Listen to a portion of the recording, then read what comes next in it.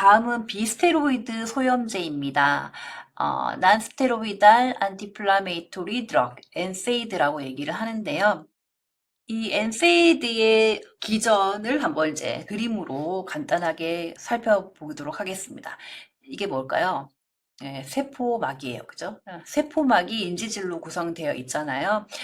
이 세포막에 이렇게 딱 달라붙어 있는 아이가 염증 반응이 생기면 PL2라는 효소에 의해서 아라키돈산으로 이렇게 떨어져 나와요. 불포화 지방산인데 이 아라키돈산이 록스라는 효소와 콕스라는 효소에 의해서 각각의 염증 매개 물질들을 만들어냅니다. 그래서 여기서는 뭐 이 록스는 아실 필요 없고요. 콕스가 중요하죠. 이 콕스에 의해서 프로스타글란딘과 트롬복산이 만들어지는데 콕스에도 원투가 있어요. 콕스2에 의해서 프로스타글란딘이 만들어지고 콕스1에서 트롬복산이 만들어집니다. 프로스타글란딘은 염증 반응의 매개물질이라고 했잖아요. 그래서 염증 반응에 관여를 하고요. 염증을 일으키죠. 그리고 발열, 통증 일으키고요. 위점막을 보호하고 분만 시 자궁 수축을 유도하는 역할을 하게 됩니다. 트롬복산은 혈소판 응집을 촉진시키고 혈관 수축에 관여를 합니다. 자, 이 그림 한번 기억을 좀 해두시고요. 세포막에서 아라키돈산으로 떨어져 나오는 과정 중에서 이 PLA2 효소를 차단해서 항염 효과를 일으키는 경우는 이 단계에서 콜티코스테로이드가 작용을 하게 되고요. 그리고 이 콕스가 작용하는 것을 차단하는 경우 이 단계에 작용되는 약물이 아스피린 같은 엔세이드입니다. 자, 그래서 이 앞에 그림에 대한 설명을 다시 한번 해보면요. 비스테로이드 소염제라 하면 체내 염증 반응을 완화시키는 약물입니다.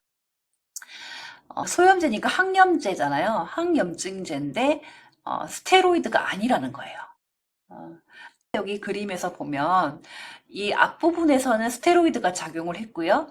여기 아랫부분에서는 스테로이드가 아닌 그죠? 엔세이드가 작용을 해서 염증을 깔아앉히는 겁니다. 그죠? 프로스타글란딘에 대한 설명을 아까 했습니다. 염증 반응에서 통증과 발열을 일으킵니다. 이 프로스타글란딘은 아라키돈산에서 콕스, 그죠? 사이클로옥시게나제, 고리산소화 효소에 의해서 생합성되고요. 이 비스테로이드 소염제는 이 콕스의 작용을 억제함으로써 클로스타글란딘을 감소시켜서 양리작용을 나타냅니다. 콕스는 1과 2가 있다고 했어요. 그죠? 1에서 트롬복산이 만들어지고요. 2에서 프로스타글란딘이 만들어집니다. 그래서 콕스1은 모든 세포에 존재하고요. 위장 점막 보호와 혈소판 응집에 관여를 합니다. 콕스2는 염증 세포에서 염증 시에만 나타나고 염증과 통증의 매개가 되는 부분입니다.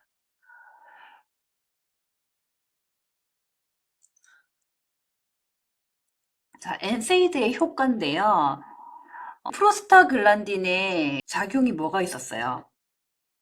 염증 반응이 있었고, 발열이 있었고, 통증이 있었고, 위점막 보호 있었고, 자궁 수축 이렇게 있었잖아요. 여기에서 이 엔세이드는 프로스타글란딘을 차단시키는 거잖아요. 그래서 염증 반응을 줄여주고, 발열을 줄여주고, 통증을 감소시켜주고, 이 세 가지를 주요 역할을 하게 됩니다. 그래서 항염증, 진통, 해열 이 세 가지가 주요 역할이다라고 보시면 될 것 같아요. 엔세이드에는 이제 비선택적 엔세이드가 있고 선택적 엔세이드가 있는데 비선택적이라고 하는 말은 콕스1과 2를 다 차단하는 거예요. 그래서 프로스타글란딘의 생성을 억제함으로써 양리작용을 나타낸다. 대표적으로는 살리실산염, 아스피린이 있습니다. 우리가 콕스1과 2를 다 차단하기 때문에 프로스타글란딘뿐만 아니라 트롬복산까지도 생성을 억제합니다. 이 아스피린의 경우에는 혈소판과 혈액 응고에 관여를 하게 되고요. 심혈관계 질환의 예방약으로 사용을 하게 됩니다. 그래서 어르신들 보면 혈전용해제, 혈전 형성을 억제하기 위해서 예방적으로 이렇게 뭐 뇌경색이라든지 뭐 이렇게 심근경색을 예방한다고 이제 조금씩 매일 드시는 경우가 있잖아요. 이게 이제 아스피린이 콕스를 이제 비가역적으로 억제하면서 저용량으로 사용했을 때는 콕스1만 억제를 하기 때문에 이 콕스1은 역할이 뭐였어요? 혈소판 응집과 혈관 수축을 시키는 그 작용을 하잖아요. 근데 이 콕스1을 억제를 할 경우에 혈소판 응집을 이제 억제를 하고 혈전 형성을 억제를 하기 때문에 뇌경색과 심근경색을 예방하는 이 효과를 가질 수 있습니다. 그래서 예방적으로 먹는 경우가 있는데요. 너무 많이 먹었을 때 어떤 문제가 생겨요? 위장관계 출혈이 생깁니다. 이러한 부작용을 줄이기 위해서 완충철이나 장용성 코팅을 작용한 제제를 사용하기도 합니다. 이게 아스피린 프로텍트라는 상품명으로 나와 있어요.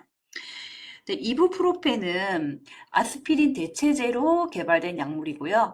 위장관의 출혈 가능성은 아스피린보다는 낮지만 여전히 존재합니다. 신장 독성 위험이 있고요. 특히 신장 질환 환자에게 주의가 필요합니다. 참고로 우리가 이제 아스피린을 매일 복용하시는 분들의 경우에는 뭐 수술을 한다. 그러면 수술 일주일 전에 아스피린을 끊고 오라고 하세요. 왜 그럴까요? 아스피린은 그 혈소판의 콕스1을 비가역적으로 억제하는 약물이에요. 비가역적으로 억제한다는 거는 영원히 억제한다는 거예요. 근데 혈소판이 생성이 되면 그 평균 수명이 7일에서 10일 정도인데 이 A라는 혈소판이 생성이 되어서 얘가 죽을 때까지 평생 그 혈소판의 기능을 억제를 시키는 거예요. 그래서 아스피린을 복용하시는 분이 수술을 받을 때는 적어도 혈소판의 수명 기간인 7일 전부터 아스피린을 끊어야 혈소판 응집 기능이 억제되어 있는 혈소판이 죽고 새로운 혈소판이 생성된 상태에서 수술을 받을 수 있어요. 그렇게 해야 그러니까 지혈에 문제가 이제 안 생기겠죠. 그래서 적어도 7일 전부터 아스피린을 끊어라 이렇게 얘기를 합니다. 요런 주사제들이 우리 책에는 콕스1 억제제라고 되어 있는데 그냥 비선택적인 콕스 억제제라고 보시면 될 것 같아요.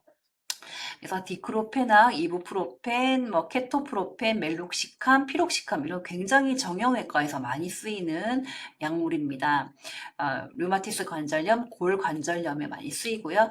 디크로페낙 주사 이런 거 정형외과 수술하고 난 다음에 진통제로 많이 쓰이고요. 케토톱 이게 이제 케토프로펜 그리고 피록시캄, 멜록시캄 이런 거는 이제 경구약으로도 이제 나와 있습니다. 그렇게 많이 쓰이는 약물들이에요. 다음은 콕스2 선택적 억제제입니다. 살리신산염 계열은 아스피린이잖아요. 예, 아스피린과 화학적으로 관련이 없지만 마찬가지로 플라스타글란딘을 억제해서 양리작용을 나타냅니다. 원래는 진통제로 비선택적인 콕스1, 2 억제제가 대부분이에요. 그런데 소화기 부작용, 위장관 출혈 같은 게 좀 심각하기 때문에 콕스2만 선택적으로 억제를 하게 되면 이런 부작용이 좀 덜 생기겠죠. 그래서 개발된 약물이 셀레콕시브입니다. 상품명은 세레브렉스입니다. 이렇게 생겼어요. 그래서 콕스2 억제제고요. 특징은 말초의 통증을 줄이고요. 위장관계 출혈의 부작용을 아스피린과 이부프로펜보다 적게 나타내는 특징이 있습니다. 간과 콩팥의 기능이 떨어진 환자에게는 사용을 피하는 것이 좋습니다. 그리고 CNS 작용제, 중추신경 작용제로 트라마돌이라는 게 있습니다. 이 트라마돌은 여기 보시면 주사제로 도란진이라는 이름으로 나와 있고요. 또 여기 PO로 보면 트리돌 캡슐 돼 있어요. 트리돌, 도란진 이게 다 트라마돌입니다. 이것도 역시 정형외과 이런 데서 널리 사용되는 진통제로 뮤아편 유사 수용체에 작용을 하고요. 노에피네프린, 세로토닌의 제흡수를 약하게 억제하는 역할을 합니다. 굉장히 심한 통증에 사용을 하고요. 호흡 억제 작용은 있지만 몰핀보다 약하다고 합니다. 여기가 이제 아편 수용체에 작용을 하기 때문에 우리나라에서는 비마약성으로 분류돼 있는데 다른 나라에는 마약성으로 분류를 해서 굉장히 이제 조심해서 써야 되는 약물입니다. 왜냐? 예, 남용 의존 문제가 생길 수 있어요. 다음은 아세트아미노펜입니다. AAP라고 얘기를 하고요. 대표적인 약물로 타이레놀이 있죠.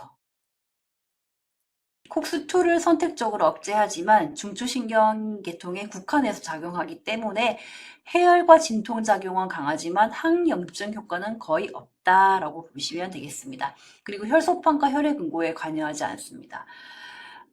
그래서 아세트아미노펜은 굉장히 많이 쓰는 OTC 드럭이라고 했잖아요. OTC 드럭. 그래서 편의점이나 약국에 가서 처방전 없이 살 수 있는 약물입니다. 그런데 과량 사용 시 간독성을 나타낼 수 있기 때문에 주의해야 되고요. 세균이나 바이러스 감염, 두통, 근골격 계통, 통증이 효과적입니다. 그리고 여러 요인으로 아스피린 등의 비스테로이드 소염제를 사용할 수 없는 환자에게 사용을 합니다. 지시대로 복용을 하면 내약성의 매우 우수하다라고 볼 수 있습니다.